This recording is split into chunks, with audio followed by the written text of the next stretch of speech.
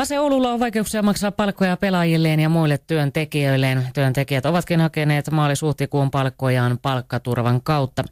AC Oulun päävalmentaja Juha Malinen, miten pelaajat ovat reagoineet näihin palkanmaksuongelmiin? Niin, tämä on nyt tietenkin hankala asia ympäristölle ja suomalaiselle urheiluelämälle ja nimenomaan oululaisille, mutta meille tämä on ollut arkipäivä ja pari kuukautta ja tietenkin tämä ei ole helppo asia missään nimessä. Tämä ei ole semmoinen valmentajaunelma, miten kauteen valmistautua, mutta tämä urheilullinen puoli on mennyt erittäin hyvin ja mä oon niin kuin tosi innossani siitä, mitä on tapahtunut joukkueessa talven aikana, tämän harjoituskauden aikana ja miten joukkue on myös ottanut tämä asia. Että tässä on kaksi vaihtoehtoa, joko lamaannutaan tai aletaan aggressiivisesti tekemään töitä ja nimenomaan me halutaan nyt työllä näyttää, että me ansaitaan ykkösen kärkipaikka ja Oulun liigapaikka.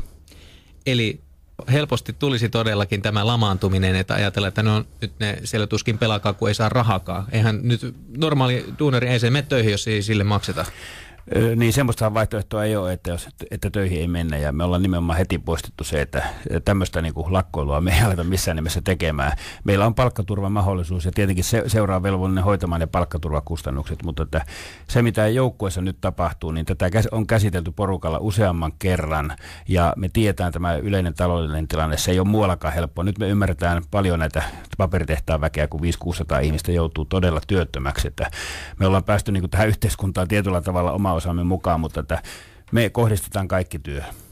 Teillä on asia selvitetty ja te lähdette täysillä keskittymään lauantaihin. Joo, me ollaan periaatteessa juteltu tästä jopa niin, että jos ei ole varaa lähteä ostamaan meille lentolippuja Helsinkiin tai junalippuja Hämeenlinnaan, niin me mennään vaikka liftaamalla tai pyörällä, mutta me lähdetään hakemaan ne pisteet.